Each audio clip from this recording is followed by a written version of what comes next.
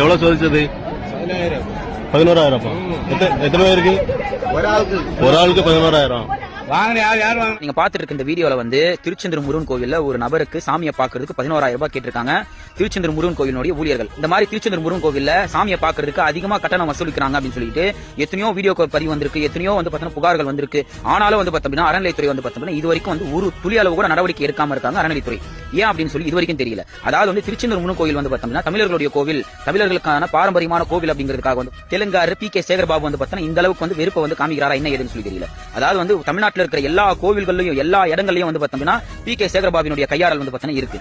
இந்த அளவுக்கு வந்து பாத்தீங்கன்னா நம்முடைய தமிழ் கடவுளான முருகரை வச்சு வந்து பாத்தீங்கன்னா அநியாயம் பண்ணிட்டு இருக்காங்க அறநிலையத்துறை அதிகாரிகள். ஐயா பி.கே. சேகர்பாபு தெலுங்காரு அவரும் அதிகமா கட்டணம் வசூலிக்கிறாங்கன்னு சொல்லிட்டு தெரிஞ்சும் வந்து பாத்தீங்கன்னா இது வரைக்கும் வந்து பாத்தீங்கன்னா பி.கே. சேகர்பாபு வந்து அறநிலையத்துறை அதிகாரிகள் நடவடிக்கை எடுக்காது ஏன்? திருப்பதி ஏழுமலையான கோவில வந்து பாத்தீங்கன்னா விஐபி தரிசனம், சிறப்பு தரிசனம் அப்படின்னு சொல்லிட்டு சாமியை பார்க்க வைக்கிறது காசு வாங்கிட்டு அனுப்புவாங்க பாத்தீங்களா? அதே மெத்தட தான் வந்து பாத்தீங்கன்னா இவங்க எல்லா கோயிலையும் ஃபாலோ பண்றாங்க.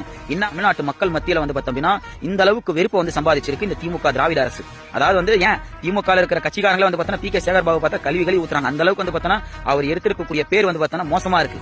திருச்செந்தூர் முருகன் கோவில்ல அதிகமா வந்து கட்டணம் வந்து வசூலிக்கிறாங்க. இது உடனடியாக அறநிலைத்துறை கண்டிப்பா நிறுத்த வேண்டும். இல்லை என்று சொன்னால் தமிழ்நாடு முழுவதும் திருச்செந்தூர் முருகன் கோவில் இருக்கக்கூடிய அறநிலைத்துறை அதிகாரிகளுக்கு எதிராக கண்டிப்பாக போராட்டம் கண்டிப்பா நடைபெறும்.